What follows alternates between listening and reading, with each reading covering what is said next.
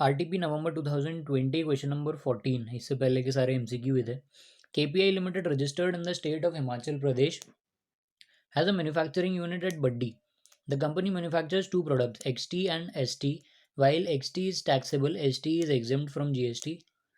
XT taxable है और ST exempt है। तो जो exempt वाला है उसका रिफंड मिल जाएगा IGST का शायद, है ना। देखते हैं आंसर में। Machine 1 purchased on 1 July for being used in manufacturing XT and ST, दोनों में यूज़ हो रही है। Machinery 2 purchase on 1 July for being exclusively used in manufacturing product XT, सिर्फ XT में जा रही है। XT is taxable. Machine 3 is exclusively used for product ST. Machine 4 purchased on 1st October last year, being exclusively used in manufacturing product ST from 1st July. 1st October last year से, अच्छा last year से ST में use हो रही थी, but इस साल के 1st जुलाई से machinery shall also be use in manufacturing product XT। X और एस बोलो यार, TT मतलब।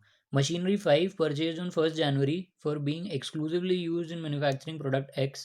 From 1st July, such machinery will also be used for manufacturing product S. अब ये क्या है, इसमें तो प्रीवियस ईयर लास्ट ईयर भी नहीं लिखा।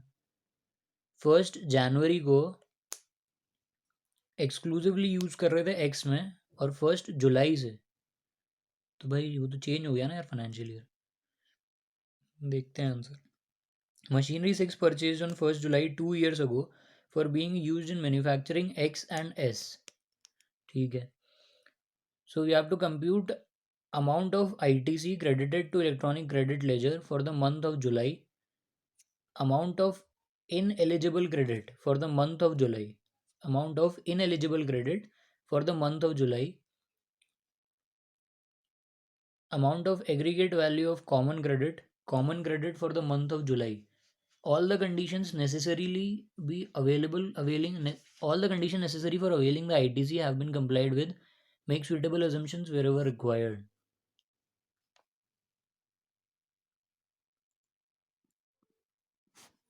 Answer is, क्वेश्चन एक जगह खोल लेते हैं साथ में ताकि दिखता रहे। सबसे पहले क्या किया, amount of ITC credited to electronic credit ledger, जुलाई मंथ का निकालना है अपने को, है ना। तो जुलाई month, amount of ITC credited to electronic credit ledger. तो सबसे पहले मशीनरी 1 जो थी, it is being used for X and S both, तो 72 पकड़ लो इसका पूरा। मशीनरी टू जो था वो एक्सक्लूसिवली X में था और X टैक्सेबल है, तो इसका भी मिल जाएगा पूरा, 36,000 पकड़ लो। Machinery 3 exclusively use in manufacturing S, तो इसका नहीं मिलेगा क्योंकि ये एग्जाम था ना। और machinery 4 1st October last year for being exclusively use in S examined है फ्रॉम 1st जुलाई से X में भी मिलेगा इसका, तो 144 इसका भी लिख लो अभी, बाद में देखते हैं कैलकुलेशन में क्या करना है। 5th वाले में 1st जनवरी से एक्सक्लूसिवली यूज़ हो रहा था X में, और 1st जुलाई से S में भी यूज़ होगा जो एग्जाम्ड है, तो इसका ले लिया होगा आपने पहले ही, इसलिए इसको अभी कुछ नहीं करेंगे, छोड़ दो।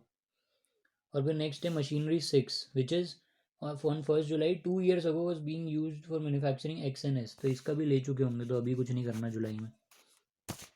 टोटल करो 72,000, 36,000, 144, या 252 ITC credited to electronic credit ledger for the month of जुलाई। ठीक है। अब सेकेंड पार्ट में, अब तो ये आ गया total amount of input tax credited to ECL for the month of July में इतना लेंगे अपन ITC। फिर सेकेंड पार्ट में इन्होंने पूछा amount of ineligible credit for the month of July. अब इसमें से इन एलिजिबल क्रेडिट कौन सा है,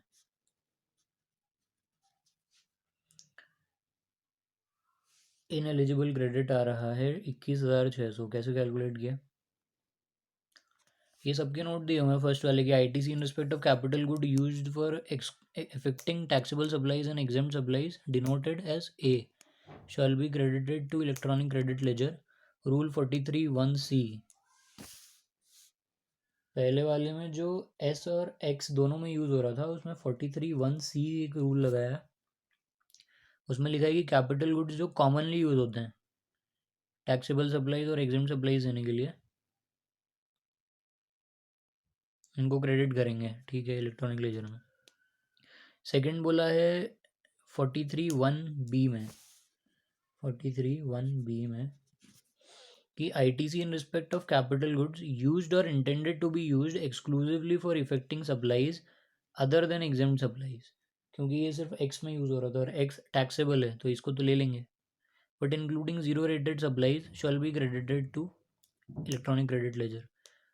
ये सब तो ठीक है यार, इनको छोड़ो, 6 तक हो गया, ये तो समझ में आता है सबको। 7th वाला, अब इसमें इनएलिजिबल क्रेडिट कैसे निकालेंगे। When capital goods which were used exclusively for exempt supplies are subsequently used commonly for exempt supplies as well as taxable supplies, input tax in respect of the same is credited to electronic credit ledger। ठीक है, मतलब ये बोला है कि जो पहले अगर सिर्फ एग्जेम्प्ट में यूज़ हो रहे थे उसके बाद उस मशीन को आप कॉमनली यूज़ कर रहे हो एग्जेम्प्ट और टैक्सेबल दोनों में, तो उस टाइम आप उसका इनपुट टैक्स क्रेडिट करोगे इलेक्ट्रॉनिक क्रेडिट लेजर में। The ineligible credit, ineligible credit को काय से डिनोट करते हैं, TIE से, ineligible, IE is ineligible, TIE attributable to the period during which such capital goods were used for making exempt supplies is computed at 5% per quarter। The ineligible credit attributable to the period during which such capital goods were used, जब वो capital goods use हो रहे थे exempt supplies करने के लिए, तब से लेके पर क्वार्टर और पार्ट देयर ऑफ 5% से लेस कर देंगे and added to the output tax liability, 5% add कर देंगे, added to the output tax liability of the tax period in which such credit is claimed. This is rule 43(1)(c) of CGST rules. सारे CGST rules ही चल रहे हैं ना। तो ineligible credit कौन सा वाला है, ये जो कॉमन में यूज़ हुआ था 144, मतलब कि फोर्थ वाली मशीनरी है,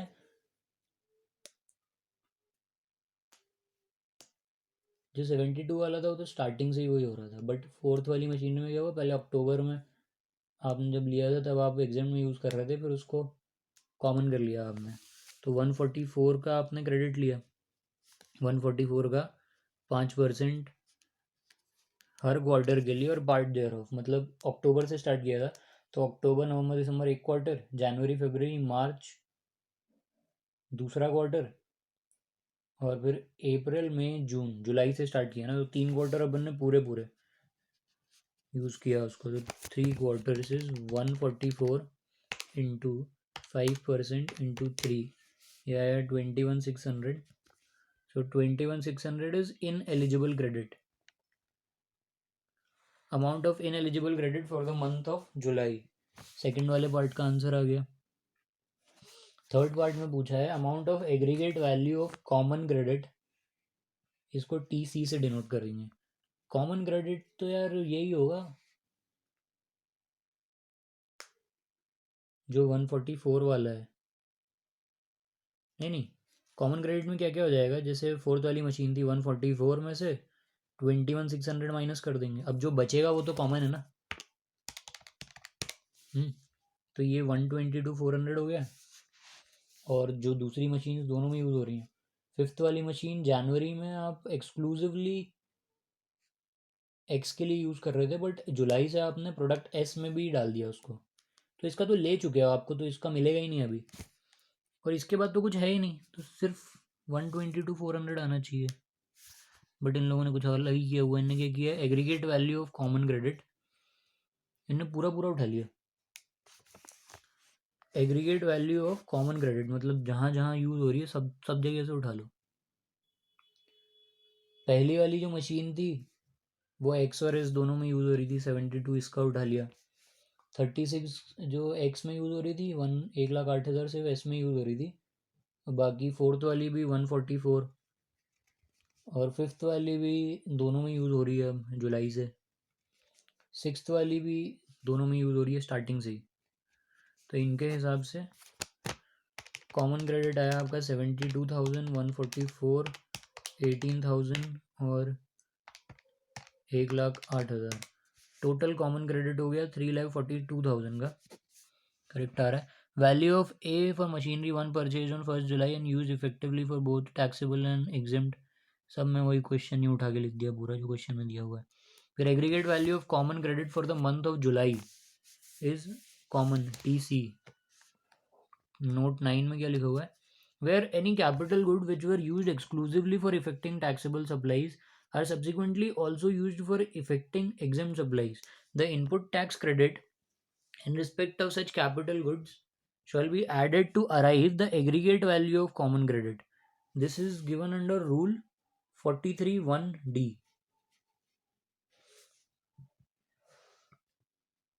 ठीक है, अब फोर्थ वाले पार्ट में पूछा है common credit for the month of जुलाई।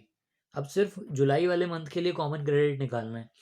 तो जुलाई वाले मंथ के लिए कौन कौन से को पकड़ लेंगे, जैसे इसमें ये 4 पकड़े थे, इसमें से 72 जो है 72 इज जुलाई का कॉमन क्रेडिट, क्योंकि जुलाई से यूज़ हो रही है दोनों में। 144 में अक्टूबर लास्ट ईयर से आपने यूज़ करना चालू कर दिया था यार। इसमें सबका अलग अलग निकालना पड़ेगा यार मेरे हिसाब से, 10th वाले में थोड़ा ज़्यादा कैलकुलेशन होना चाहिए। कुछ नहीं किया इन्होंने क्या किया,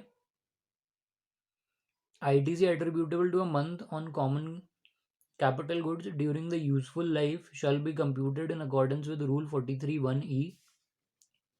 इन्होंने लगाया रूल 43(1)(e। इसमें बोला कि जो टोटल कॉमन क्रेडिट है आपका 3,42,000 का, उसको डिवाइड कर दो 60 इंस्टॉलमेंट्स में। 342 डिवाइड बाय 60 और हर महीने ले लो, तो 5,700। क्वेश्चन में बोला था common credit for the month of July. अच्छा, useful life of any capital good shall be considered as 5 year. किसी भी कैपिटल गुड की यूजफुल लाइफ आप 5 साल अज्यूम करते हो from the date of invoice, and the said formula shall be applicable during the useful life of the said capital goods.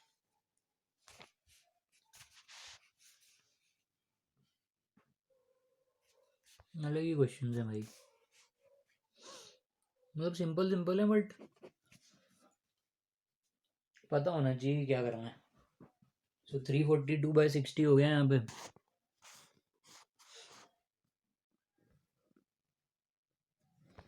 Next आ जाओ question number 15 है Sinotex private limited manufacturing taxable goods. इसमें एक बार ये लिख लेते हैं, x plus S X S X plus S X plus X X plus X. Sinotex Private Limited manufacturing taxable goods Q and exempt goods S. Product S is sold in international market without payment of tax under letter of undertaking LOU के उसमें आपने बेचा। The company is registered under GST in the state of Maharashtra. Maharashtra में registered है आपकी company, ठीक है। The company provided the following information in relation to various supplies made by it during a tax period. Product S has been exported to UK for $12,000. Product Q has been supplied to Betty Enterprises within India for 20 lakh rupees. The company provides the following information in relation to tax paid on inward supplies received during the said tax period. GST 5 lakh rupees has been paid on inputs. GST 2,40,000 paid on capital goods. 2 lakh paid on input services. All the above input service capital goods are used in manufacturing processes. Following additional information is also provided. Value of product S exported to UK in Indian rupees is 12 lakh rupees. However, value of such product when supplied domestically by the company in similar quantities is rupees 10 lakh. Betty Enterprises is a 100% export oriented undertaking. It has claimed the ITC on goods supplied by it to Sinotex Private Limited. The balance in the electronic credit ledger of Sinotex Private Limited at the end of tax period for which the refund claim is being filed after GSTR 3B for the said period has been filed as rupees 5,80,000. खतरनाक बड़ा question है यार। The balance in the electronic credit ledger of Sinotex Private Limited at the end of filing the refund application is 3 lakh रुपए. Compute the amount refundable to Sinotex Private Limited for the tax period. Refund निकालना है इसमें.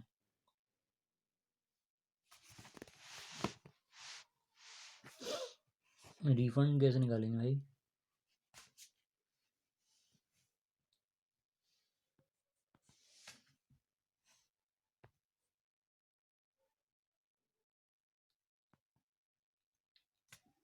Company ने बताया है कि बहुत सारी सप्लाईज हुई हैं टैक्स पीरियड में. एस जो है वो एक्सपोर्ट हुआ है. क्यू जो है वो बेटी एंटरप्राइज को इंडिया में ही सेल किया है. और 12,000 यूरोज. 1 यूरो का वैल्यू कितना है रुपीज़ में दिया है क्या?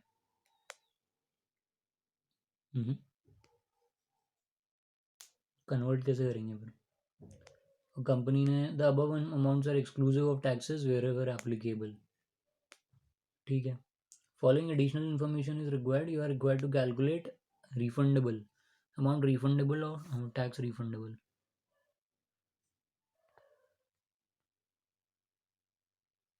ये रहा एक्सपोर्ट ऑफ प्रोडक्ट एस. सबसे पहले एक्सपोर्ट के बारे में बात करते हैं. Export of product S. Export of goods is a zero rated supply. जब एक्सपोर्ट करते हैं तो जीरो रेटेड सप्लाई होता है. जीएसटी लगता नहीं है. मतलब जीएसटी लगता है बट जीरो रेट से लगता है. Export of goods is a zero rated supply in terms of section 16 subsection 1 clause A. Section 16 subsection 1 clause A of IGST Act.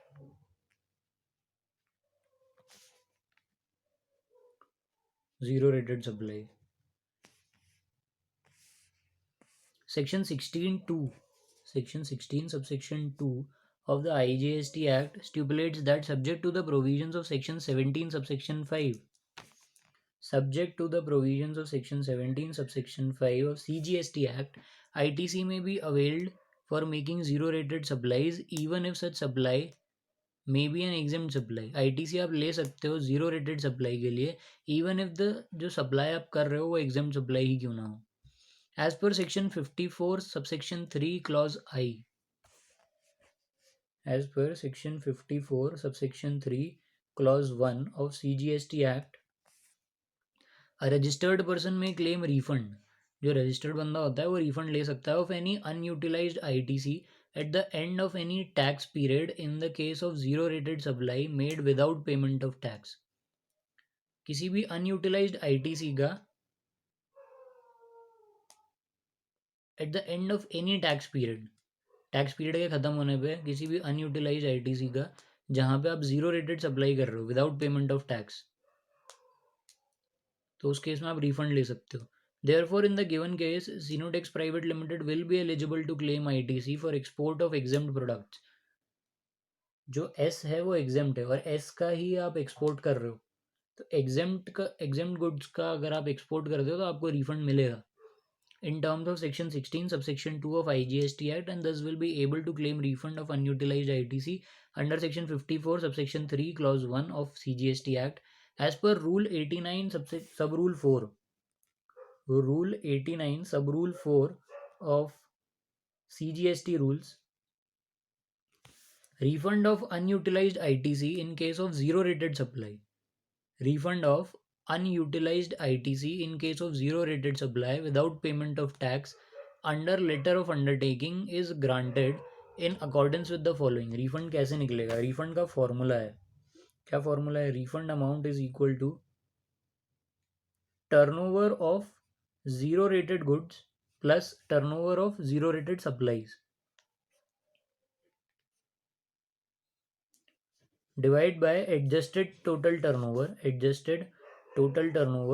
into net ITC. खतरनाक फॉर्मूला है भाई. इतने बिल्कुल ऐसे बनाते हैं जैसे ऐसे तुम सॉल्व कर रहे हो आप.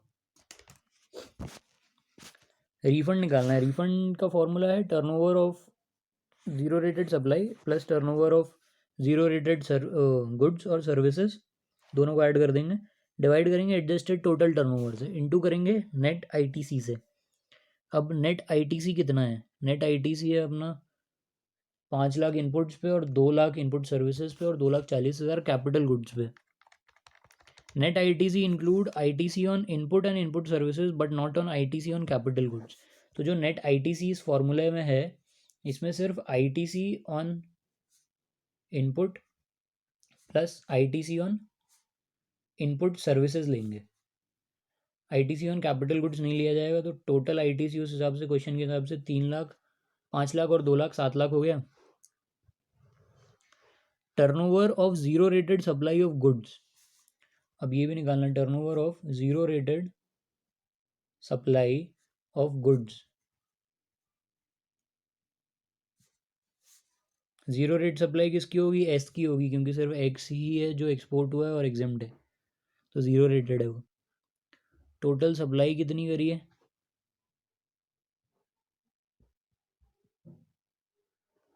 यार इनने 12 लाख कैसे निकाल दिया? इसमें से 12,000 यूरोज दिया हुआ है, 1 यूरो का 100 रुपये मान लिया गया।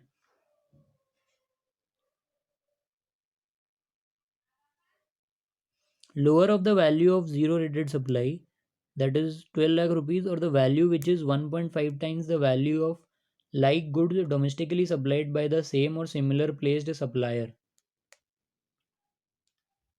Value of product S exported to UK in Indian rupees is 12 lakh. अच्छा, एडिशनल इन्फॉर्मेशन में क्वेश्चन में दिया है कि जो एस एक्सपोर्ट किया है यूके में 12,000 पाउंड का, उसका इंडियन रुपीज़ में 12 लाख रुपए होता है। However value of such product when supplied domestically by the company in similar quantities, वहीं अगर यही सेल अगर वो डोमेस्टिकली करता तो उसको 10 लाख रुपए की सेल होती, बट उसने एक्सपोर्ट किया तो 12 लाख रुपए मिले उसको। तो ज़ीरो रेटेड सप्लाई निकालने का भी फॉर्मूला है कि या तो 12 लाख ले लो, या तो value which is 1.5 times the value of like goods domestically supplied by the same और सिमिलरली प्लेस्ड सप्लायर। मतलब यहीं बेचते आप तो जितने में बिकता उसका 1.5 टाइम्स, या फिर एक्चुअल में जितना एक्सपोर्ट किया वो, which ever is lower will be the turnover of zero rated supply. भाई ये सब चीज़ें क्या है ही नहीं, क्या प्रोविजन में कि पहले पढ़ी नहीं, कुछ नया आ गया हो ये सब? ऐसा लग रहा पहली बार कर रहा हूँ। तो 15 लाख, 10 लाख रुपए है, 10 लाख रुपए का 1.5 टाइम्स, 1.5 टाइम मतलब 15 लाख, और 12 lakh which ever is lower. तो लोअर है 12 लाख रुपए, तो turnover of zero rated supply of goods हो गया 12 लाख। ठीक है, अब सेकंड पॉइंट में क्वेश्चन में दिया है Betty enterprises is 100% export oriented unit. Product Q has been supplied to बेटी एंटरप्राइजेज विद इन इंडिया। पर जो बेटी एंटरप्राइजेज है वो 100% एक्सपोर्ट ओरिएंटेड यूनिट है, मतलब आप जिस एंटिटी को बेच रहे हो वो पूरा का पूरा सामान एक्सपोर्ट करता है। तो उस केस में क्या होता है कि अपनी जो सप्लाई होती है ना उसको भी एक्सपोर्ट मान लेते हैं, और उस केस में अपने को रिफंड मिल जाता है। And it has claimed the ITC on good supplied by it to it by Sinotex private limited. So answer में लिखा है turnover of zero rated supply of product S, ये तो हो गया। उसके बाद एडजस्टेड टोटल टर्नओवर निकाला है इन लोगों ने।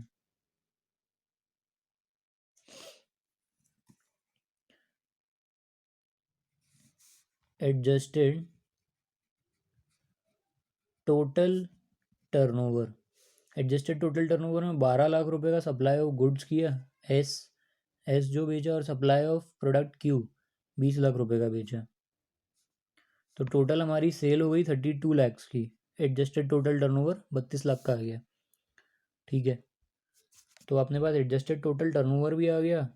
इसमें सप्लाई और सर्विस तो था ही नहीं ना यार, इसमें सिर्फ गुड्स ही थे। एक एस था और क्यू था, क्यू का वैल्यू दिया हुआ exact, turnover of zero rated supply, और एस का निकाल लिया 1.5 या फिर एग्जैक्ट जो अमाउंट है विच एवर इज़ लोअर। तो रिफंड का फॉर्मूला लगाएंगे। रिफंड का फॉर्मूला है turnover of zero rated supply of goods, कितना हुआ है 12 लाख रुपए, divide by adjusted total turnover, ये हुआ है 32 लैक्स। नेट ITC कितना है सिर्फ इनपुट और इनपुट सर्विस का 7 लाख रुपए। तो आपको रिफंड कितना मिलेगा जितना आपने एक्सपोर्ट किया है, 12 lakh divide by 32 lakhs into 7 lakhs, ये आया 2,62,500 का हमें रिफंड मिल जाएगा। Circular number 125 provides that amount refundable to the applicant is least of the following amounts.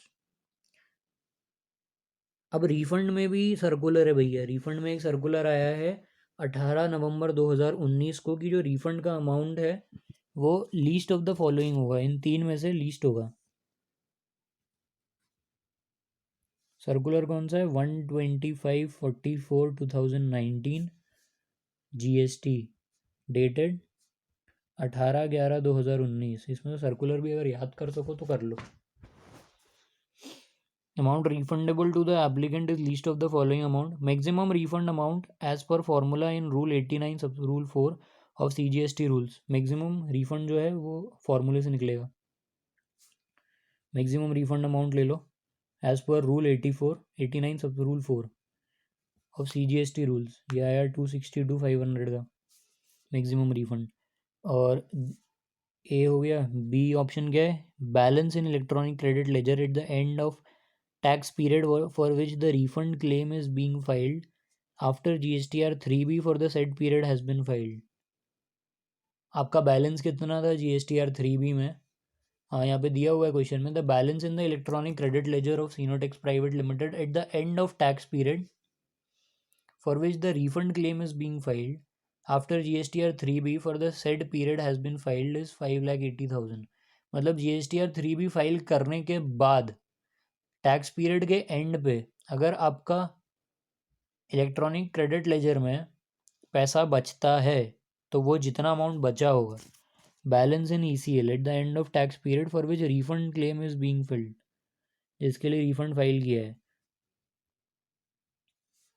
Balance in ECL at end of tax period. तो ये है हमारा 5,80,000 क्वेश्चन में दिया हुआ है। सी ऑप्शन में क्या बोला है? Balance in electronic credit laser eight the time of filing the refund application. ये टैक्स पीरियड के एंड पे कितना है वो भी देखो, और जब रिफंड के लिए आप फाइल कर रहे हो तब आपके में बैलेंस कितना है। तो balance balance in electronic credit laser eight the time of refund filing application, eight the time of refund application. तो ये भी दिया हुआ है क्वेश्चन में, कितना दिया था? Balance in electronic credit ledger of Sinotex private limited at the time of filing the refund application is 3 lakhs। तो इन तीनों में से जो लोअर होगा, लोअर इस केस में 2,62,500 ही था जितना अपन ने रिफंड कैलकुलेट किया था। So the amount refundable by to सीनोटेक्स private limited of unutilised ITC is 2,62,500। वाह यार, वैसे ये तो नॉर्मल वो है कि अगर आप नॉर्मल कॉमन सेंस वाली बात है।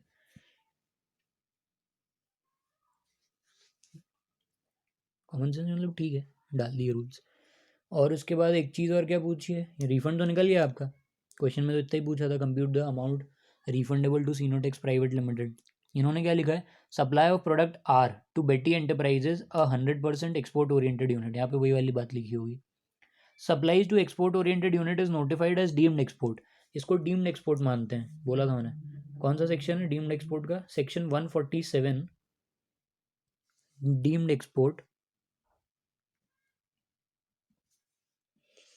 Notification 48/2017 18/10/2017। In respect of supply regarded as deemed exports, the application of refund can be filed by the supplier of deemed export supplies only in cases where the recipient does not avail of ITC on such supplies and furnishes an undertaking to the effect that the supplier may claim the refund. Third proviso to Rule 89 Sub-Rule 1 of the CGST Rules 2017. Therefore, since in the given case, Betty Enterprises recipient is claiming ITC, Sinotex Private Limited, supplier of deemed exports, cannot claim refund of ITC.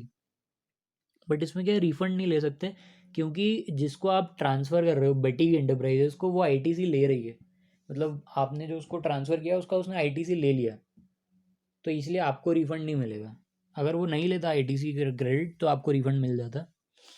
In respect of supplies regarded as deemed export, the application of refund can be filed by the supplier of deemed export supplies only in case where the recipient does not avail ITC on such supplies and furnishes an undertaking to the effect that the supplier may claim the refund. Third proviso to Rule 89(1) of the CGST rules. Therefore, since in the given case Betty Enterprises recipient is claiming ITC, Sinotex Private Limited supplier of deemed export cannot claim refund of ITC. हो गया ये question भी. Next question है question number 16. Question 16 में बोला है examine whether the suppliers are eligible for composition levy under section 10 of the CGST Act 2017 in the following independent cases in the beginning of the current financial year. Technology enterprises registered in Jalandhar, Punjab.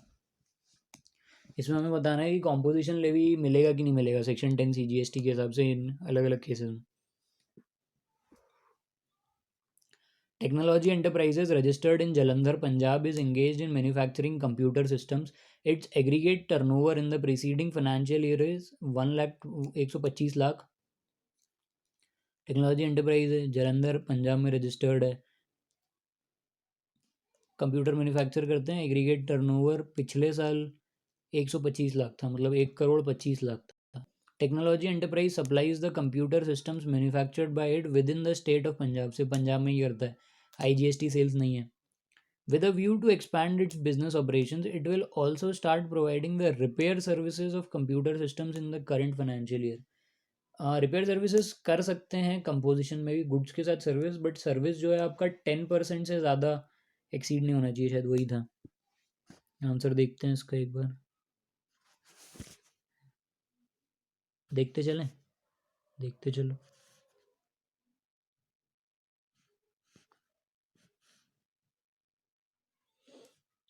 Question number 16 first वाले का answer. As per section 10 subsection 1, section 10 subsection 1 of the CGST act, CGST act है ना composition के लिए.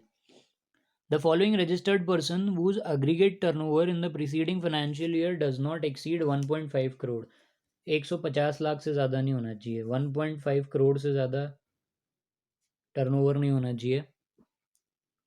may opt to tax under, may opt to pay tax under composition scheme. Composition scheme ले सकते हैं जिनका 1.5 करोड़ से कम का टर्नओवर है. अगर आप मैन्युफैक्चरर हो, person engaged in making supplies referred to in clause B of para 6 of schedule 2, that is restaurant services. अगर आप रेस्टोरेंट की सर्विस दे रहे हो. Any other supplier eligible for composition levy, और कोई दूसरा सप्लायर जो कि गुड सप्लाई कर रहा है वो एलिजिबल है इसके लिए, कंपोजिशन के लिए. सर्विस के केस में सिर्फ रेस्टोरेंट सर्विस को इंक्लूड किया गया है, बाकी मैन्युफैक्चरर और जो भी एलिजिबल सप्लायर है कंपोजिशन का. So the composition scheme under subsection 1 and subsection 2 of section 10, section 10 के सबसेक्शन 1 में और सेक्शन 10 के सबसेक्शन 2 में, composition scheme can essentially be availed in respect of goods and only one service, namely restaurant service. However, the scheme permits supply of other marginal services. Marginal services दे सकते हो आप goods के साथ साथ for a specified value, value fix करी हुई है, but along with supply of goods and restaurant services as the case में भी. वैल्यू फिक्स करिए गुड्स और रेस्टोरेंट के साथ साथ आप 10% और दे सकते हो. Such marginal services can be supplied for a value up to 10% of turnover in the preceding year और 5 lakh whichever is higher. 5 lakh से ऊपर नहीं होना चाहिए, नहीं 5 लाख से ऊपर हो सकता है, 10% ऑफ टर्नओवर होना चाहिए बस. 10% of turnover in the preceding year और 5 lakh whichever is higher. Lower नहीं बोला ना, 5 लाख बोला है, मतलब 5 लाख. अगर मान लो आपका टोटल टर्नओवर कितना है, 1 करोड़ है, और उसका 10% कितना हुआ 10 लाख रुपए, और 5 लाख की लिमिट है, which ever is higher 10 lakh, तो आप 10 लाख की दे सकते हो. Further the registered person should not be engaged in making any inter state outward supply of goods. जो रजिस्टर्ड पर्सन है वो इंटर स्टेट सप्लाई नहीं करना चाहिए गुड्स का. Furthermore newly inserted section 10(2)(a), एक नया सेक्शन और आया है, section 10 subsection 2(a) of the CGST act provides an option to a registered person. Registered person को ऑप्शन देता है, वो is not eligible to pay tax under section 10(1) and 10(2), paying tax at the rate 6%. आप 10(2)(a) में 6% से tax पे कर सकते हो। CGST SGST 3-3%। Provided is aggregate turnover in the preceding financial year is up to 50 lakh. Turnover आपका up to 50 lakh ही होना चाहिए। 50 लाख से ज़्यादा टर्नओवर पे 6% वाला रेट नहीं मिलेगा। तो ये 6% वाला लाए क्यों है पता नहीं। 10(2)(a) of the CGST Act provides an option to a registered person who is not eligible। अच्छा, जो एलिजिबल नहीं है 10(1) और 10(2) में, मतलब रेस्टोरेंट वाला 6% चार्ज नहीं कर सकता। रेस्टोरेंट वाले को 10(2) में 5% ही चार्ज करना पड़ेगा। ये 6% जो आया है वो 10(2)(a) है, अदरवाइज जो 1 और 2 में फॉल नहीं कर रहे।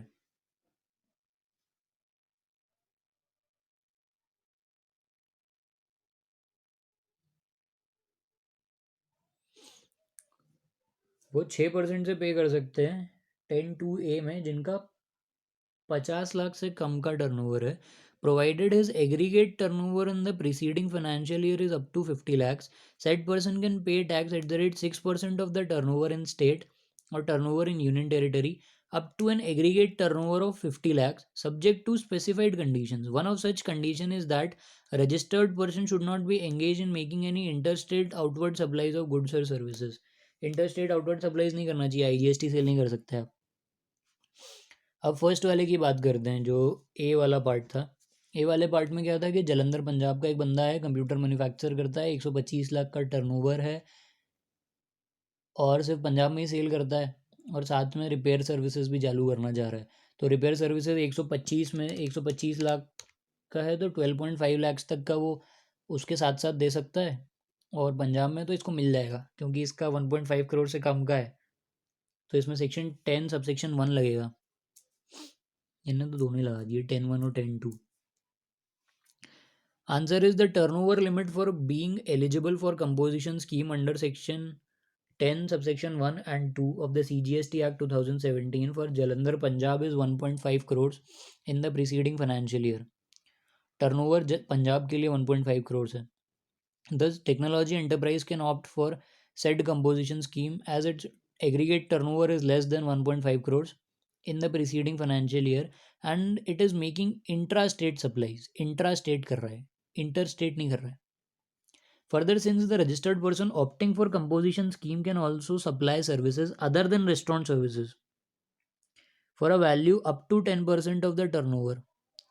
यहाँ पे अदर देन रेस्टोरेंट सर्विसेज इसलिए लिखा है क्योंकि रेस्टोरेंट वाला वैसे ही उसमें आ जाता है कंपोजिशन में, तो उसके अलावा जो दूसरी सर्विसेज आप देना चाह रहे हो वो आप 10% दे सकते हो।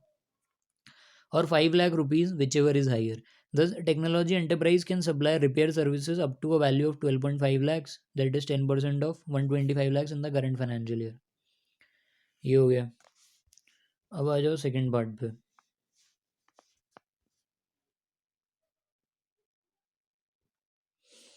सेकेंड पार्ट में क्या बोला है? मेसर्स सिद्धांत Siddharth and Sons, registered in Delhi, owns a restaurant, Tasty Foods, turnover of 112 lakhs in the preceding financial year. In view of the growing customer demand, it will also start intra-state trading of beverages in Delhi। Intrastate ही कर रहे हैं ना, और goods बेच रहे हैं लोग। इंट्रा-स्टेट ट्रेडिंग ऑफ बेवरेजेस, तो 10% तो गुड्स के लिए ही है, उसके लिए सर्विसेज के लिए है, इसके लिए थोड़ी है। क्या लिखा है आंसर में, देखते हैं इसका। In the given case, turnover in the preceding year is less than eligible turnover under composition scheme in section 10 subsection 1 and 2 of CGST Act for Delhi के लिए 1.5 crores ही है। The supplier is engaged in providing restaurant services which is in eligible supply under the said composition scheme.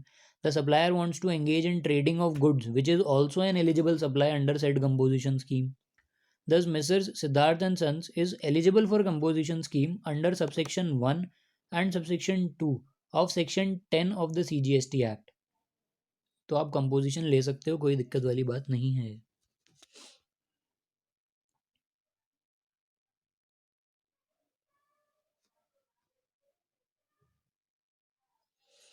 सी वाले part पे आ जाओ। सी में क्या पूछा है?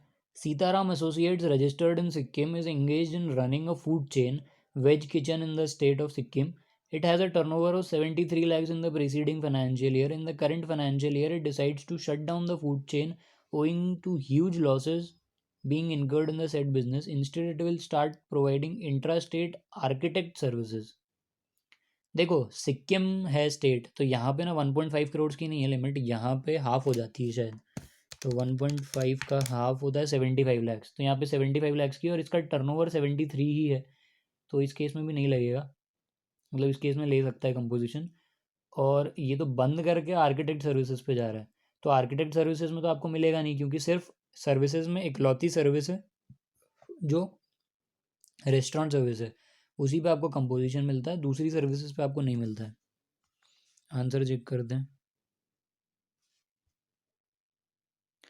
The turnover limit for being eligible for composition scheme under subsection 1 and 2 of section 10 of CGST Act for Sikkim is 75 lakhs. 1.5 का half is 75 lakhs. Sikkim के लिए 75 लाख की in the preceding financial year. However, a registered person who is exclusively engaged in supplying services other than restaurant services are not eligible for said composition scheme. The Sitaram Associates cannot opt for composition scheme under section 10 subsection 1 and 2.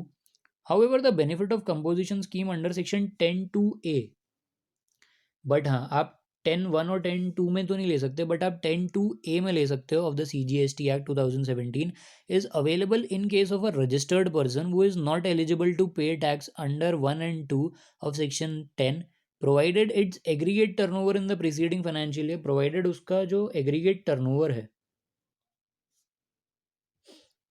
वो preceding financial year में 50 लाख से ज़्यादा नहीं होना चाहिए, तो उस case में वो 6% के साथ टैक्स पे कर सकता है कंपोजिशन स्कीम के अंदर, अदर देन 1 and 2। 1 and 2 में क्या आते हैं, मैन्युफैक्चरिंग, ट्रेडिंग ऑफ गुड्स और रेस्टोरेंट सर्विसेज। उसके अलावा आपका कुछ है, जैसे ये हो गया, तो ये लोग 6% भर सकते हैं, बट 50 लाख से कम होना चाहिए। Thus, in view of the above mentioned provisions, Sitaram Associate cannot avail the benefit of composition scheme under section 10(2)(a) also, as its being aggregate turnover in the preceding financial year is more than 50 lakh. But इस case में क्या होगा कि ये जो Sitaram associates है, इसका पुराना जो टर्नओवर था वो 73 लैक्स का था रेस्टोरेंट में, और नया वाला जो 10(2)(a) है उसमें लिमिट है कि आपका प्रीसीडिंग फाइनेंशियल ईयर में 50 लाख से ज़्यादा नहीं होना चाहिए, बट इसका पड़ गया तो ये नहीं ले सकता, ये यहाँ पे भी नहीं आ पाएगा। 10(2)(a) में भी ये तीनों से गया, 10(1) से भी गया, 2 से भी गया, 10(2)(a) से भी गया। ठीक है, next part is D part. D part में बोला है Deepti services, Deepti services limited registered in Uttarakhand, Uttarakhand है ना, उत्तराखंड में भी आई थिंक 75 ही है, इज एक्सक्लूसिवली, ये जो हिली एरियाज है ना यहाँ पे 75 करके रखी, हाफ करके रखी है उसकी, is exclusively providing hair styling services. It has a turnover of 34 lakhs in the preceding financial year. तो इस केस में हो जाएगा क्योंकि यहाँ पे 50 लाख से कम है इसका टर्नओवर पिछले साल से, तो ये 10(2)(a) में ले सकता है, 10(1)(2) में तो नहीं ले पाएगा। Will your answer be different if Deepti services also start supplying beauty products along with providing hair styling services in the current financial. अब हाँ, इस केस में क्या होगा, जब आप 10(2)(a) ले लोगे तो आप उसके साथ साथ गुड्स दे सकते हो कि नहीं, इसका आंसर चेक करते हैं।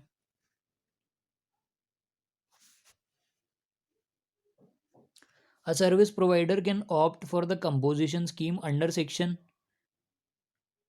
10 subsection 1 and 2 of the CGST Act 2017 only if he is engaged in supply of restaurant services. Service provider सिर्फ रेस्टोरेंट सर्विसेज के केस में ले सकता है। Set scheme permit supply of marginal services for a specified value. ये जो scheme है ये मार्जिनल सर्विसेज प्रोवाइड करने के लिए है, but only when the same are supplied along with the goods and और रेस्टोरेंट सर्विसेज। बस तभी मिलेगी मार्जिनल सर्विसेज जब आप गुड सप्लाई कर रहे हो या फिर रेस्टोरेंट सर्विसेज सप्लाई कर रहे हो, उसके साथ आप मार्जिनली दे सकते हो, टोटली अलग से नहीं दे सकते। Since Deepthi Services Limited is exclusively engaged in supply of services other than restaurant services, it is not eligible for composition scheme subsections 1 and 2 of section 10. Even though its turnover in the preceding year is less than 75 lakhs, the eligible turnover limit for Uttarakhand की eligible turnover limit 75 lakhs है। However, since Deepthi Services is not eligible to opt for composition scheme under subsection 1 and 2 of section 10 and its aggregate turnover in the preceding financial year does not exceed 50 lakh, Deepthi Services Limited is entitled to avail benefit of composition scheme under section 10(2)(a) of the CGST Act in the current financial year.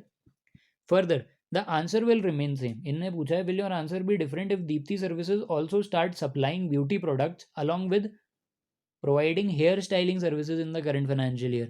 Goods भी बेचने लगे. So further the answer will remain same even if Deepti Services also start supplying beauty products along with providing hair styling services in the current financial year, since it fulfills the condition laid down for availing the benefit of composition scheme under section 10(2)(a) of the CGST Act. It can avail the benefit of composition scheme under section 10(2)(a) till the time its aggregate turnover in the current financial year does not exceed 50 lakhs. तब तक ले सकता है 10(2)(a) का benefit जब तक आपका इस साल में भी 50 लाख से ज़्यादा नहीं होना चाहिए. पिछले साल में तो होना ही नहीं चाहिए, वो तो कंडीशन है ही लेने के लिए. बट अगर आपने एक बार ले लिया 10(2)(a) में, बट उसके बाद आपका ड्यूरिंग द ईयर भी 50 लाख से ज़्यादा नहीं होना चाहिए, अदरवाइज स्कीम रिवोक हो जाएगी. तो गुड्स बेच सकते हैं, कोई दिक्कत नहीं है,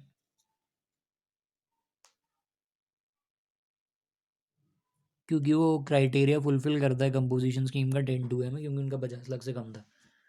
ठीक है.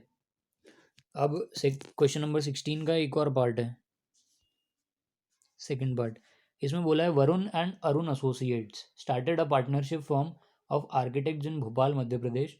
On 1/4/2020, the firm provides architecture services in Madhya Pradesh. It provides the following detail of its turnover. अप्रैल से जून में 20 लाख, जुलाई से सितंबर 30 लाख, अक्टूबर से दिसंबर 20 lakh. The firm has obtained registration under section 22, registration लिया हुआ है. And page taxes under composition scheme. Composition scheme में tax पे करते हैं लोग, आर्किटेक्ट हैं. और determine the tax liability of Varun and Arun associates for the quarter of April, June, July, September, October, December. The rate of tax on architectural services are 9% और 9%. तो composition में कैसे पे कर रहे हैं? और कितना है इनका? 20, 30 और 20, 70 लाख रुपए हो रहा है. और एमपी है मध्य प्रदेश. मध्य प्रदेश में 1.5 करोड़ की है कंपोजिशन के लिए तो लिमिट. और आर्किटेक्ट हैं, आर्किटेक्ट की फर्म है, तो आर्किटेक्ट की फर्म तो सर्विस हो गई ना. This is other than restaurant services. 50 lakh से ज़्यादा का टर्नओवर है इनका. तो इनका शायद ये कहना होगा कि अप्रैल और फर्स्ट और सेकंड क्वार्टर में 50 लाख हुआ है ना, तब तक तो इनने 10(2)(a) के हिसाब से टैक्स भरा हुआ 6% पे. बट उसके बाद इनका 50 लाख से क्रॉस कर दिया, तो अब जो अक्टूबर और दिसंबर वाला क्वार्टर है उसमें ये लोग टैक्स भरेंगे 9% से, क्योंकि यहाँ पे रिवोक हो जाएगा इनका 10(2)(a). तो इस केस में अगर क्वार्टर 1 में 20 लाख रुपए है, तो 20 लाख रुपए के हिसाब से अगर मैं CGST SGST निकालूँ 6% से, 20 लाख का, हाँ 6% नहीं 3% रे कंपोजिशन है ना बेटा. 20 लाख का 3% इज 60,000 रुपये. 60,000 यहाँ आ जाएगा. क्वार्टर 2 में 30 लाख हुआ था, तो यहाँ पे भी 3% लग जाएगा. 3% SGST 3%, 30 लाख का 3% 90,000.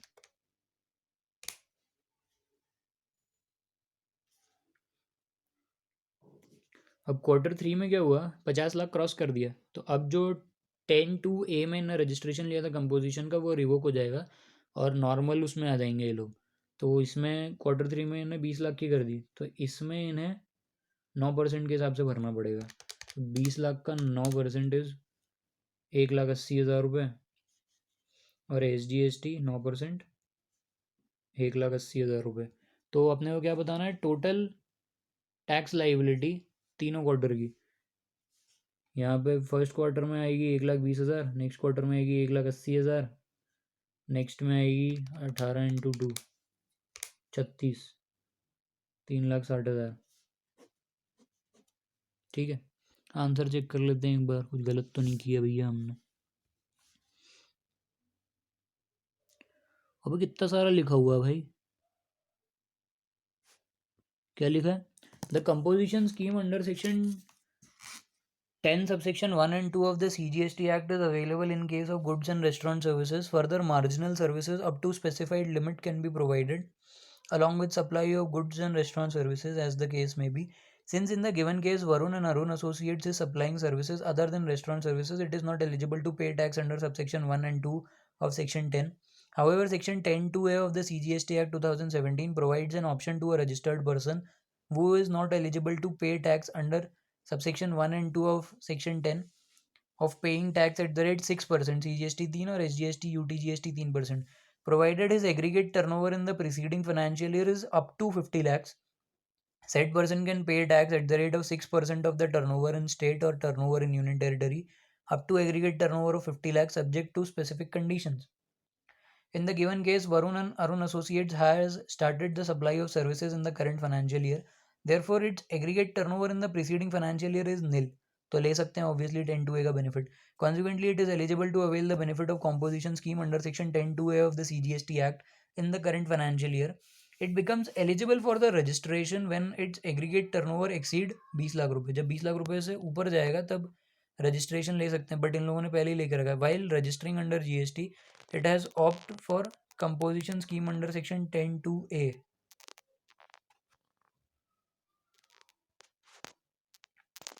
For determining its turnover of the state for payment of tax under composition scheme of services, turnover of April and July shall be excluded as the value of supply for the first day of April of a financial year up to the day when the person becomes eligible for registration under this act is to be excluded for this purpose. यार अपन ने ये चीज़ पे ध्यान नहीं दिया है ना, और इन लोगों ने बोला भी नहीं यहाँ पे कि रजिस्टर कर लिया है करके. यहाँ पे बोला नहीं इन लोगों ने, पता है कहीं पे भी इन्होंने लिखा the firm has obtained registration under section 22 of CGST act and page tax under composition scheme. तो फर्स्ट क्वार्टर में टैक्स लगेगा ही नहीं क्योंकि 20 लाख ही हुआ था, 20 लाख क्रॉस नहीं हुआ था. Shall be excluded as the value of supplies for the first day of April of a financial year up to the date when such person becomes liable for registration under this act are to be excluded for this purpose on next 30 lakhs. तो ये जो पहला अपन ने 60 हज़ार लगाया ना, ये नहीं लगेगा. ये भी दिमाग लगाना पड़ेगा. दिमाग तो क्या भाई, अब वो तो अगर रजिस्टर्ड होते तो भरना पड़ता. On next 30 lakhs turnover of July to September quarter, it shall pay 6%, 3% CGST, 3% SGST, 90,000. By the end of July or September quarter, its aggregate turnover reaches 50 lakhs. इस पर नोट डला हुआ है. क्या नोट डला है? While computing aggregate turnover for determining Varun and Arun Associates eligibility to pay tax under composition scheme, value of supplies from the first day of April of a financial year up to the date when such person becomes liable for registration under this act, that is turnover of April July quarter are included. अच्छा हाँ, यहाँ पे क्या दिमाग लगाया कि जैसे मान लो कि क्या हुआ कि पहला अप्रैल और फर्स्ट क्वार्टर में जो था आपका, जहाँ पे 20 लाख रुपए टर्नओवर हुआ, तब तो आप रजिस्टर्ड ही नहीं थे.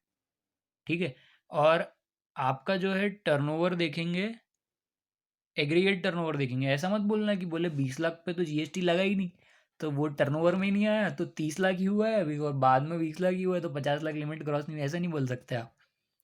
आपको वो पुराना वाला भी इंक्लूड करना पड़ेगा जिस पे आपने भले ही GST ना दिया हो. While computing aggregate turnover for determining Varun Arun Associates eligibility to pay tax under composition scheme, value of supplies from the first day of April of a financial year up to the date when such person becomes liable for registration under this act are included. जब तक मतलब starting से लेके जब वो liable हुआ तब तक पूरा इंक्लूड करेंगे. That is April to June include होगा. Consequently, its option to avail composition scheme under section 10(2)(a) shall lapse. उसके बाद lapse हो जाएगी सेकेंड क्वार्टर के बाद by the end of July September quarter, and thereafter it is required to pay tax at the normal rate. Thus the tax payable for October December quarter is 20 lakh का 9%, 1,80,000 CGST, 1,80,000 SGST. अच्छा question था. चलो next question पे आ जाओ. Next question is question number 17. Question number 17 में क्या बोला है?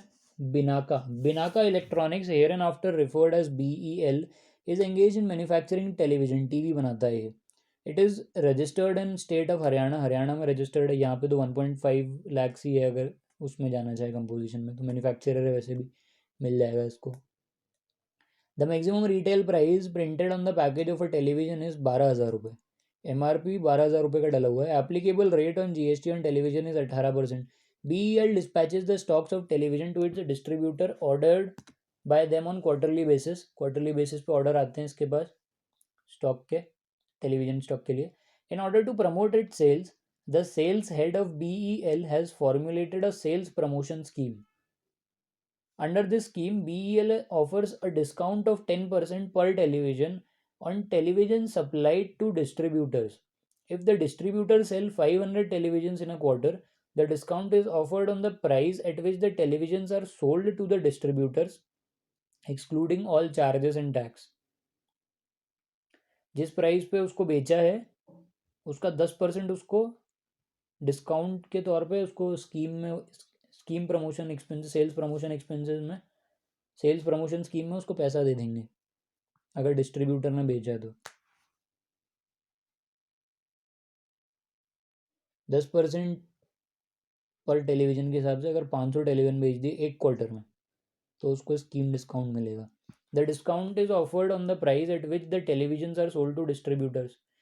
It appoints Shah Electronics an unrelated party as per GST law as its distributor in Haryana का डिस्ट्रीब्यूटर बनाया है इसको शाह इलेक्ट्रॉनिक्स को on 1st April and dispatches 750 televisions on 8th April as stock for the quarter April to July. 1st April को distributor बनाया और इस बंदे ने 8 अप्रैल को 750 टीवी डिस्पैच करवा दिए फर्स्ट क्वार्टर में. BEL has sold the televisions to distributor Shah electronics at rupees. Distributor को बेचा शाह इलेक्ट्रॉनिक्स होता है उसको 8,400 रुपये पर टेलीविजन के हिसाब से BEL ने बेचा. Shah Electronics has requested BEL for a special packaging of the television delivered to it, which BEL has charged 1200 रुपये पर टेलीविजन. यहाँ पे लिखा हुआ था excluding all charges and taxes, उसी पे डिस्काउंट मिलेगा. मतलब 8,400 पे डिस्काउंट मिलेगा, उसको इंक्लूड नहीं करेंगे 1200 को. 8,400 प्लस 1200 9,600 हो जाएगा, बट डिस्काउंट मिलेगा 8,400 पे 10% जो कैलकुलेट करेंगे. फिर बोला है आगे क्वेश्चन में Shah Electronic places a purchase order of 1000 television with BEL for the quarter July September में 1000 टेलीविजन मांगे. The distributor report sales of 700 television. Distributor ने बोला कि 700 टेलीविजन बिक गए अप्रैल जून में. 750 ले गया तो 700 बेच दिए उसने. And 850 television for the quarter of July September, और जुलाई सितंबर में 850 बेच दिए. 500 के ऊपर ही है दोनों क्वार्टर में. The discount policy offered by BEL as explained above is also available to Shah Electronics as per the distributorship agreement. Shah Electronics को भी अवेलेबल है ये. While Shah Electronic reverses the input tax credit availed for the quarter of July September, it has failed to reverse the input tax credit availed for the quarter April June. क्योंकि उसको discount मिला तो उसने पहले जो 8,400 पे लिया था अब वो डिस्काउंट के बाद जो प्राइस आएगा उस पे लेगा क्रेडिट को, और जो एक्स्ट्रा था उसको रिवर्स कर देगा. तो इन्होंने सेकेंड क्वार्टर का तो रिवर्स कर दिया बट फर्स्ट क्वार्टर का भूल गए. Examine the scenario with reference to Section 15 of the CGST Act 2017 and compute the taxable value of television supplied by BEL to Shah Electronics during the quarter April, June, July, September, assuming the rate of applicable tax on the television is 18%.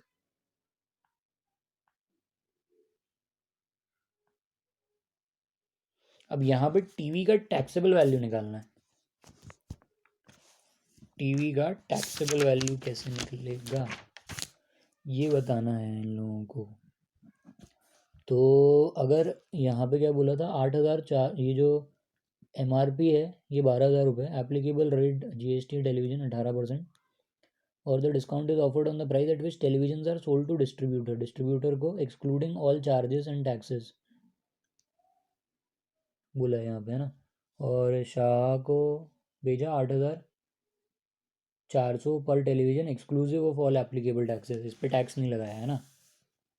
तो in this scenario अगर आप compute करो taxable value of supply by BEL to Shah, BEL ने शाह को बेचा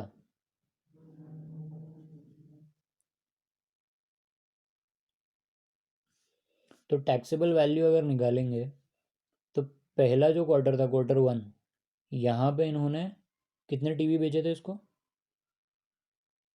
750 dispatch किए थे. कितने रुपए पे 8,400 पे. कितना हो गया टोटल 63 लाख का सेल किया, ठीक है। यहाँ पे अगर आप जीएसटी लगाओगे, जीएसटी लगा दो 18% का, 63 पे 18% हो गया 11,34,000 रुपये। टोटल सेल 74,34,000 की। अब क्या हुआ कि बाद में पता चला डिस्काउंट मिल गया, 10% का डिस्काउंट देंगे 8,400 पे। तो जो 750 टेलीविज़न बेचे थे, यहाँ पे क्या बोला है, साथ जितने बेचेंगे उसी पे मिलेगा कि टोटल पे मिल जाएगा। If distributor sell 500 televisions in a quarter, the discount is offered on the price and the televisions are sold to distributors. BL offer discount of 10% पर television on television supply to distributor. अगर 500 से ज़्यादा बेच देता है तो पूरे पे मिल जाएगा ना। तो 750 में से 700 बेचे उसने, दैट इज़ मोर देन 500, तो उसको 750 पे डिस्काउंट मिलेगा। कितने पे डिस्काउंट मिलेगा? 8,400 का 10% डिस्काउंट मिलेगा। सो 8,400 का 10% मतलब 90% वैल्यू बचेगी, 90% बचेगी। और 90% अगर आप 750 पे कॉस्ट निकालो तो वो आ जाएगी 56,70,000 की। और इस पे अगर जीएसटी निकालो 18% से तो ये आ जाएगा आपका 10,20,600। टोटल हो जाएगा 66,90,600।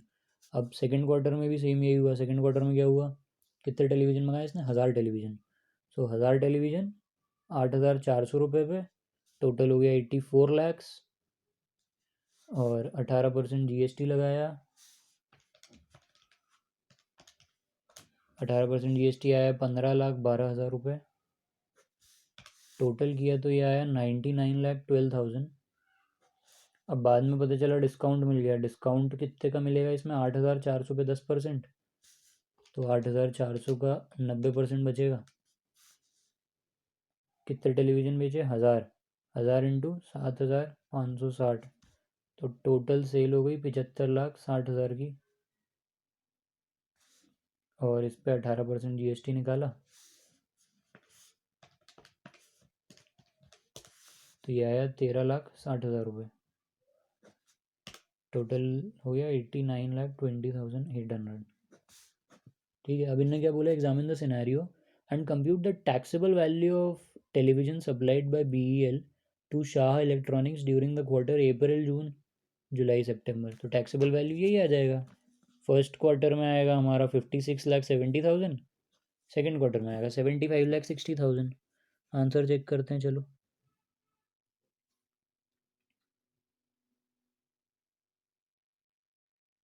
ये रहा। अबे पूरा थ्योरी थ्योरी डाल देते हैं यार। 72 कैसे आ रहा है? अबे अबे अबे क्या किया ये?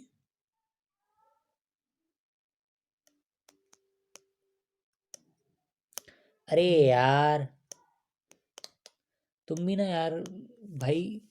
ये जो ये है, चल ठीक है, डिस्काउंट इस पे नहीं लगेगा, बट बाकी ये जो पैकेजिंग एक्सपेंसेस हैं ये भी तो कैलकुलेट होंगे ना। सेकंड क्वार्टर में, चल सेकंड क्वार्टर का तो सही आया ना, आया होगा यार जो निकाला है अपन ने, कि वो भी गलत आया है? सेकंड क्वार्टर में कितना लिया तुमने? सेकंड क्वार्टर में तो सीधा सीधा 7,560 आना चाहिए यार।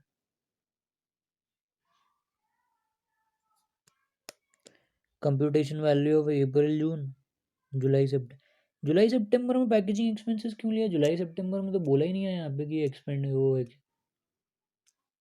Shah electronic requested BL for a special packaging of television delivered to it for which BL. अच्छा ये तो मतलब एक बार चार्ज किया तो दोनों बार ही चार्ज होगा ये तो बेसिकली मतलब अगर 7,560 का आप ये चार्ज कर रहे हो, साथ में आप 1,200 रुपये पर टेलीविज़न ये चार्ज कर रहे हो, तो आपका पर टेलीविज़न आ गया 8,760। और 750 बेचे थे तो आपका टैक्सेबल वैल्यू हो जाएगा 65,70,000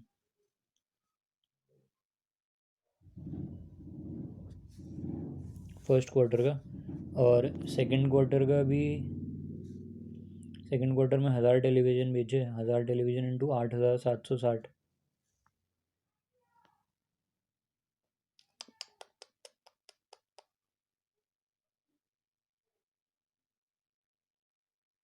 हाँ सही तो है, 87,60,000।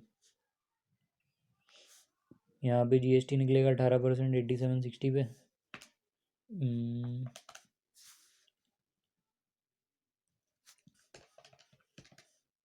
8760 पे 18%, 15,76,800।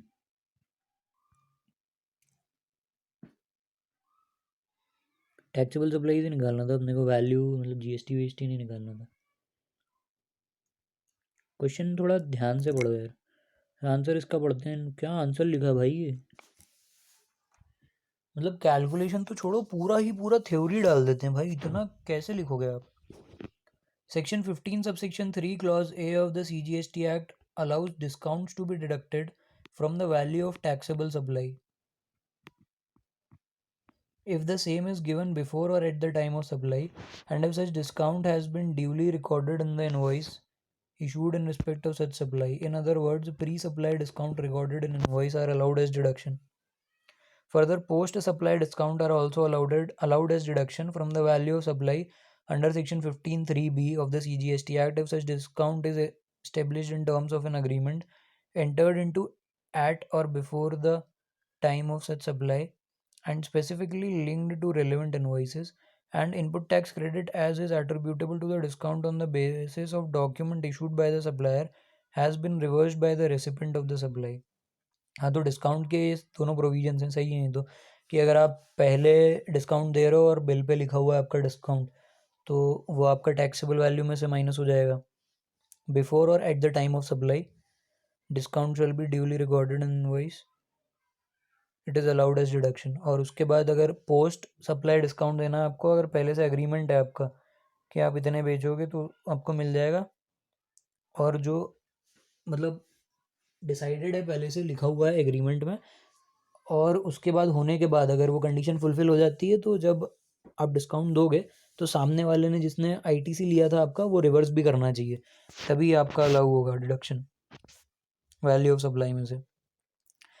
और इसमें क्या हुआ था कि जो फर्स्ट वाला क्वार्टर था इनका, उसमें ये लोग भूल गए थे शाह इलेक्ट्रॉनिक्स वाले रिवर्स करना, तो इसीलिए जो वैल्यू ऑफ सप्लाई होगा ना, टैक्सेबल वैल्यू ऑफ सप्लाई, उसमें डिस्काउंट नहीं लेंगे, उसमें पूरा लेना पड़ेगा 8,400 प्लस 1,200।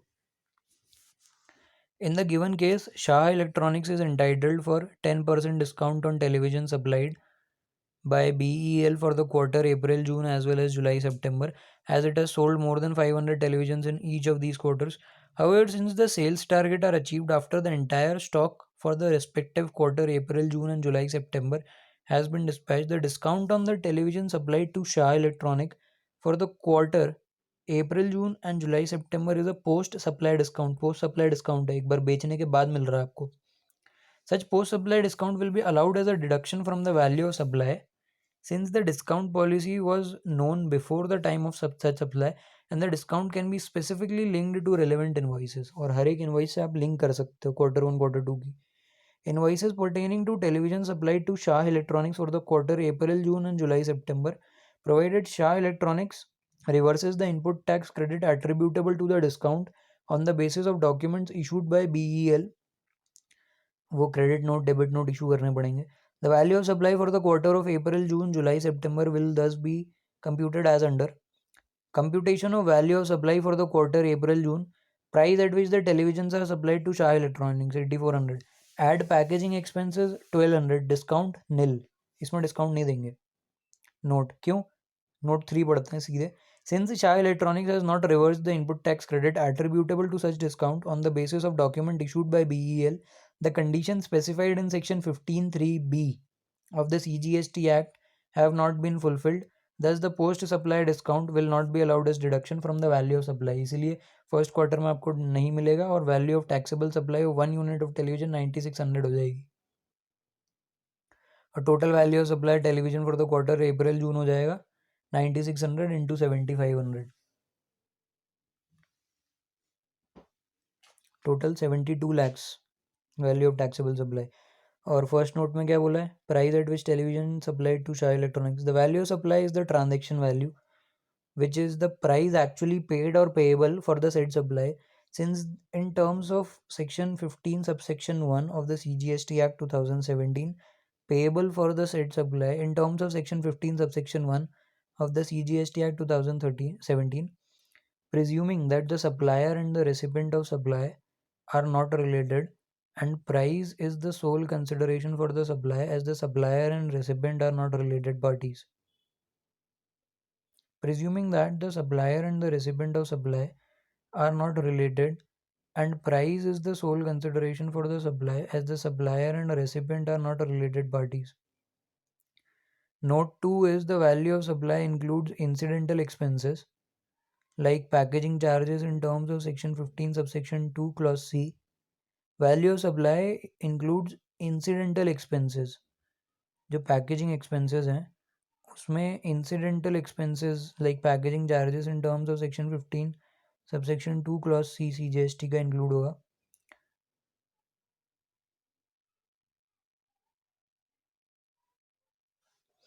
बट वो साला सिर्फ डिस्काउंट के लिए लेना था, पता है, भूल गया वहाँ पे करते हुए.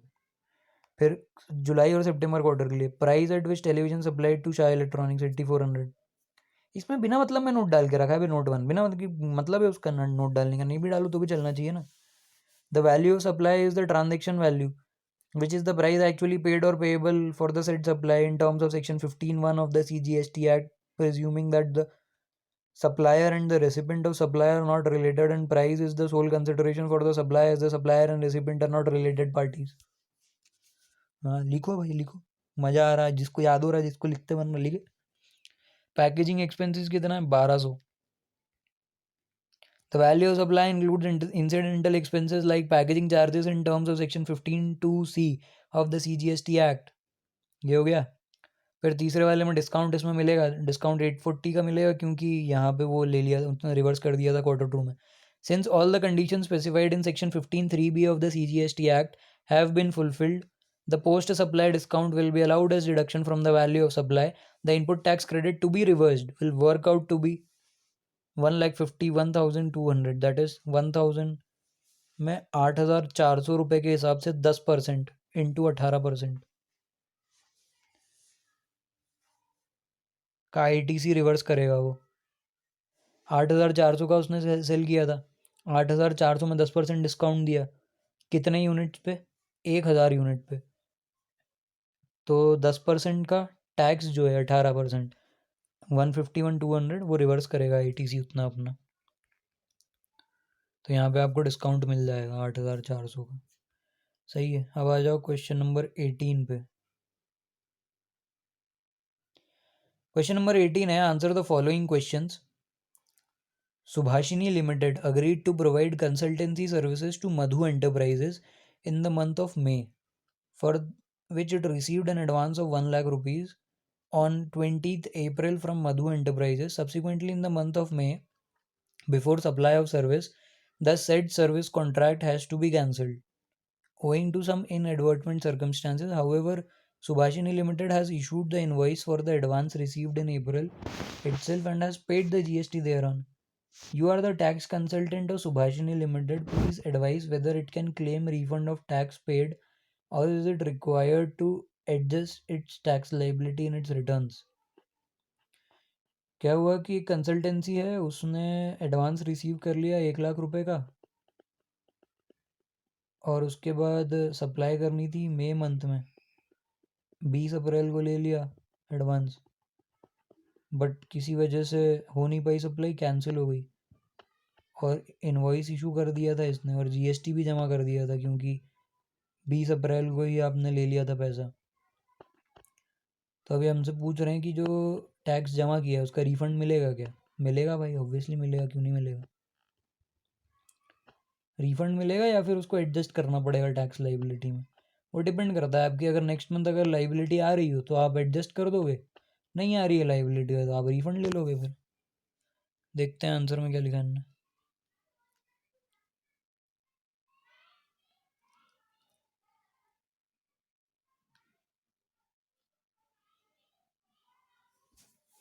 In case GST is paid by the supplier on advances received on a future event which got cancelled subsequently and for which invoice is issued before supply of service, the supplier is required to issue a credit note. Credit note issue करना पड़ेगा एक, in terms of section 34 of the CGST Act 2017, he shall declare the details of such credit notes in the return for the month during which such credit note has been issued.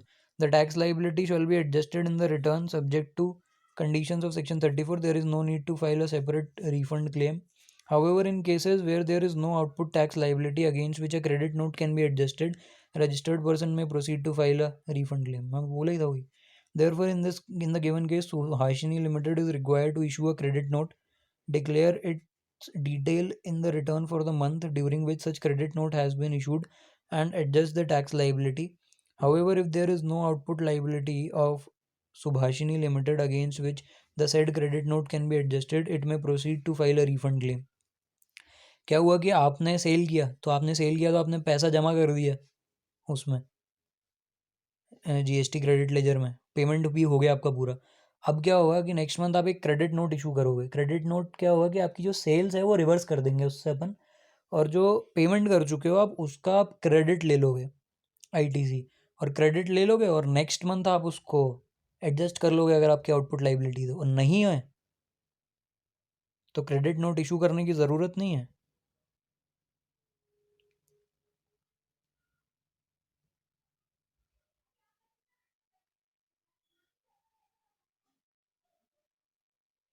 हम refund claim कर लो direct, ठीक है ना. अब आ जाओ B part में 18th वाले के. इसमें क्या बोला है?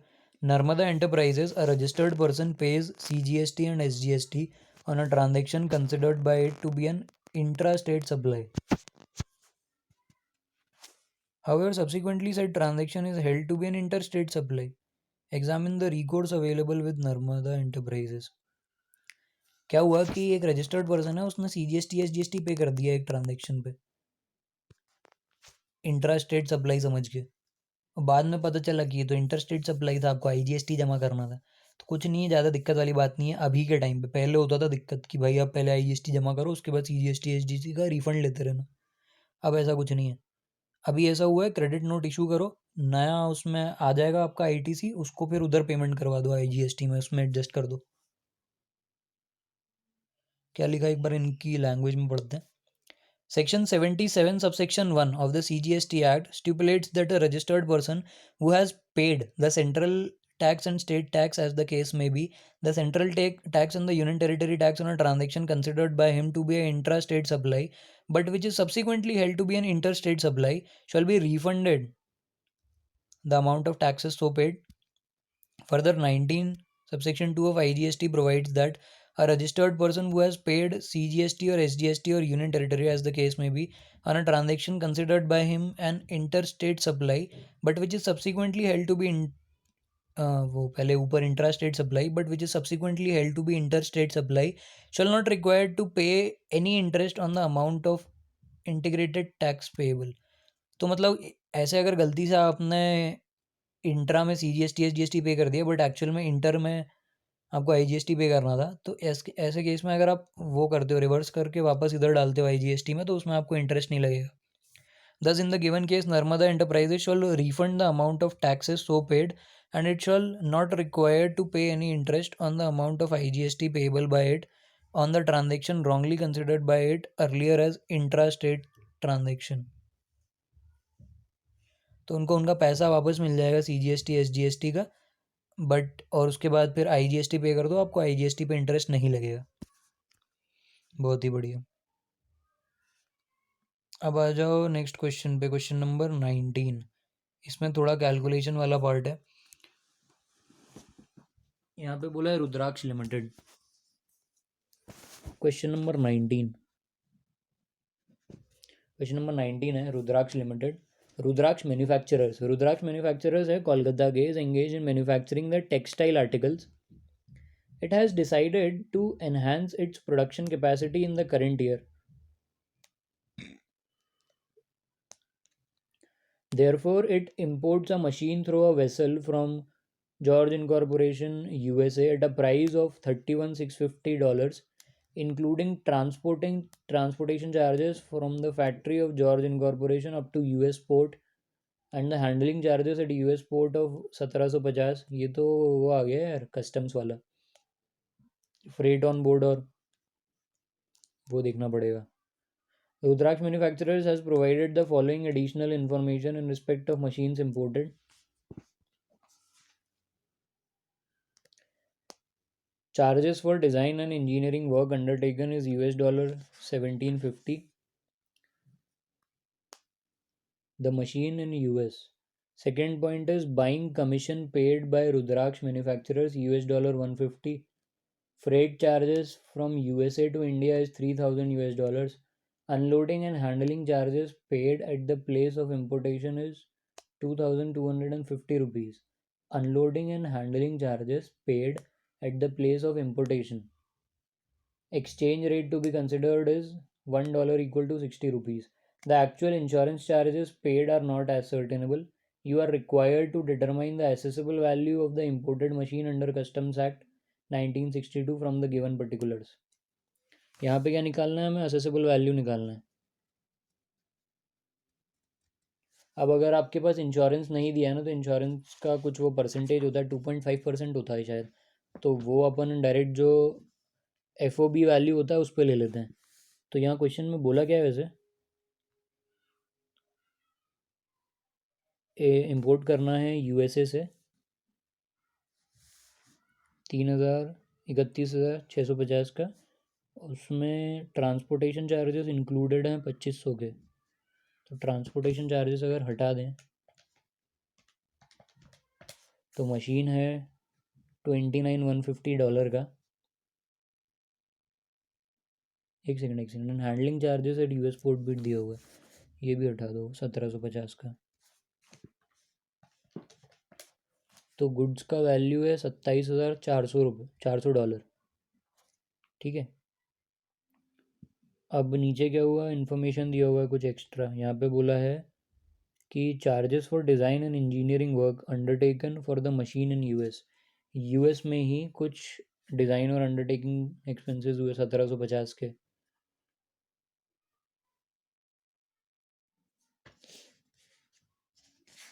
और उसके बाद बाइंग कमीशन पे किया आपने, तो जो ये हुआ यहाँ पे 24, तो वापस $2950 का आपका ये पड़ गया.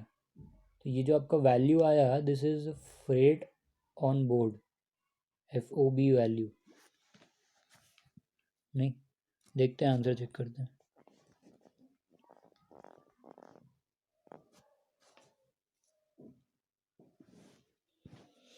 यहाँ पे क्या लिया, price of machine including transportation charges from the factory of George incorporation up to US port and handling charges at US port is 31,650. इसके बारे में क्या बोला है, the cost of transport, loading, unloading and handling charges associated with the delivery of imported goods to the place of importation are includable in the assessable value as per Rule 10(2)(a). Rule 10(2)(a of customs valuation of imported goods rules में ये बोला गया है कि जो cost of transport, loading, unloading, handling charges जो भी होते हैं with the delivery of imported goods, delivery करने के लिए इम्पोर्ट गुड्स का, from the place of importation to the place of importation, importation के प्लेस तक लाते लाते, मतलब वो पोर्ट पे, US का जो पोर्ट है वहाँ पे लाते लाते जितने भी खर्चे होंगे, they are all included in the value, assessable value. Hence इसमें क्या बोला था, 31,650. Therefore if import machine through vessel from George incorporation USA at a price of 31,650 including transportation charges from factory to US port and handling charges at US port, तो वहाँ तक जो भी खर्चा होगा, जैसे टोटल है 31,650, तो ये इंक्लूड करेंगे प्राइस में. ठीक है. और फिर प्राइस में क्या ऐड कर देंगे, दूसरा डिज़ाइन एंड इंजीनियरिंग वर्क जो US में ही अंडरटेक हुआ है, डिज़ाइन एंड इंजीनियरिंग वर्क, जिसमें $1750 लगे थे, तो $31,650 प्लस 1750, ये हो गया 33,400. Charges for design and engineering work undertaken for the machine, note 2 में लिखा है design and engineering work undertaken elsewhere than in India and necessary for the production of the imported goods is includable in the value, unassessable value. जो भी design और engineering work India के बाहर होता है और ज़रूरी है गुड्स को इंपोर्ट करने के लिए, उसको इंक्लूड करेंगे। फिर तीसरे में जो बाइंग कमीशन पे किया था हमने, बाइंग कमीशन पे किया $150 का। मतलब बाइंग कमीशन ज़रूरी नहीं था ना पे करने के लिए, बट पे किया क्योंकि उसने मेहनत किया था, तो उसको इसको इंक्लूड नहीं करेंगे, इसके बिना भी खरीद सकते थे, बट ठीक है। Buying commission is not included in the accessible value, rule 10(1)(a)(1) of the customs valuation rules. Buying commission include नहीं करेंगे।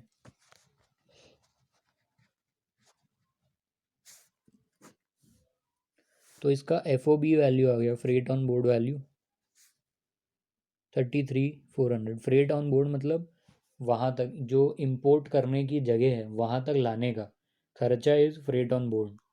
उसके बाद क्या लगा, freight charges from USA to India, इससे आपका CIF निकल जाएगा। अब इसमें CIF में क्या क्या होता है, फ्रेट चार्जेस और इंश्योरेंस चार्जेस। इंश्योरेंस दिया नहीं है तो FOB का 1.125% ले लेंगे, 1.125% है। तो फ्रेट चार्जेस दिया हुआ है, freight charges from USA to India is $3,000, add कर दिया इसमें, ठीक है। नोट में क्या लिखा है, note number 1, the cost of transport, loading, unloading, handling charges associated with the delivery of imported goods to the place of importation are includable in the value of the assessable value, ठीक है। फिर insurance, insurance is 1.125% of FOB value, 1.125% of FOB value. तो 33,400 का 1.125% is 375.75, और freight charges दिया ही हुआ था हमारे पास। अब इन दोनों को ऐड कर दिया तो नेक्स्ट जो आएगा उसको बोलेंगे CIF value,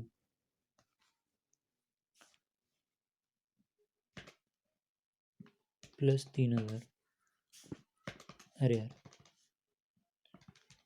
33,400 plus 1.125% plus 3,000 is 36,775, 36,775.75 is CIF value.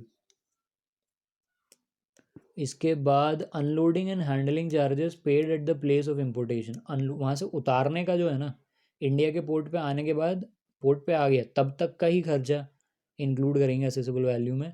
Unloading and handling charges paid eight the place of importation, import जहाँ पे हो गया वहाँ पे उसका नहीं इंक्लूड करेंगे।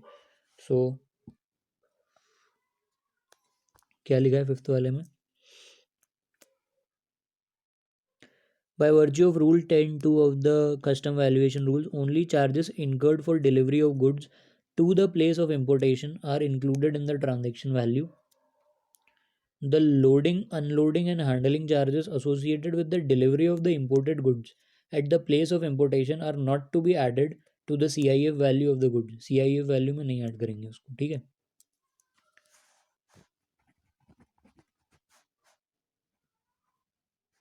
Unloading and handling charges at the place of importation nil हो जाएगा। तो आपका असेसेबल वैल्यू आ गया 36,775.75, और exchange rate to be considered, इसमें वो नहीं दिया हुआ, अच्छा हुआ कि आपका डेट वहाँ पे, मतलब वो डेट दे देते हैं ना कि डेट ऑफ इम्पोर्टेशन ये है और date of presenting bill of entry ये है तो उसके बाद दोनों डेट पे रेट दे देंगे और फिर उसमें से दिमाग लगाओ कि कौन सा वाला लगाना है, वो भी पढ़ना पड़ेगा अभी एक बार। यहाँ पे कितना बोला है, $8 इज इक्वल टू 60 रुपये, तो 36,775 × 60 इंडियन रुपीज़ में हो गया 22,06,545, ठीक है।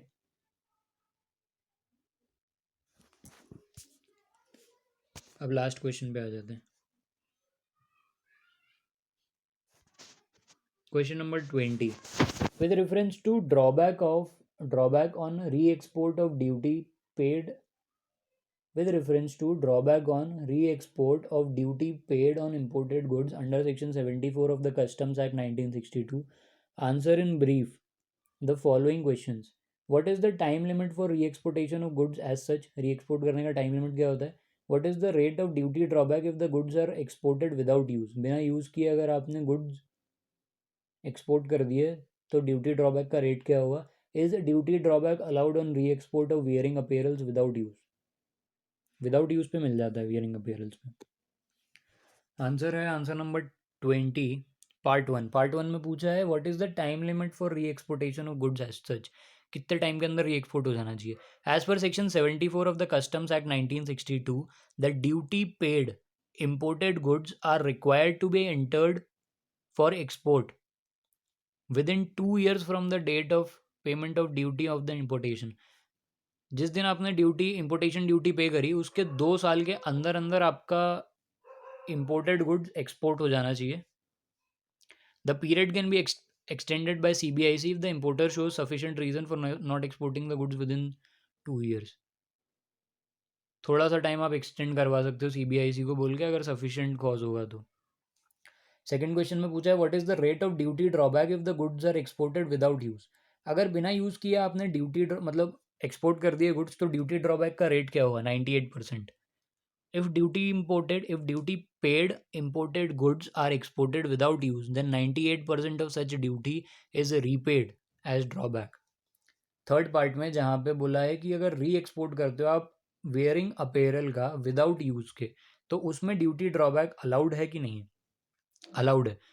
Yes, duty drawback is allowed when wearing apparels are reexport without being used.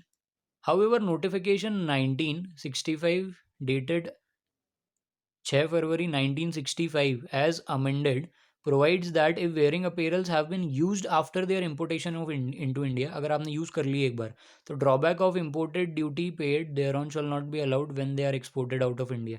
But अगर आपने यूज़ कर लिए कपड़े तो आपको ड्रॉबैक नहीं मिलेगा फिर। बट बिना यूज़ किए अगर री एक्सपोर्ट कर दिए वेयरिंग अपेरल्स तो आपको ड्यूटी ड्रॉबैक मिल जाएगा। और मैक्सिमम कितना मिलेगा? 98% रेट, 98% दिया हुआ है। चलो इसके 20 क्वेश्चन भी कंप्लीट हो गए। सो RTP नवंबर 2020 कंप्लीटेड।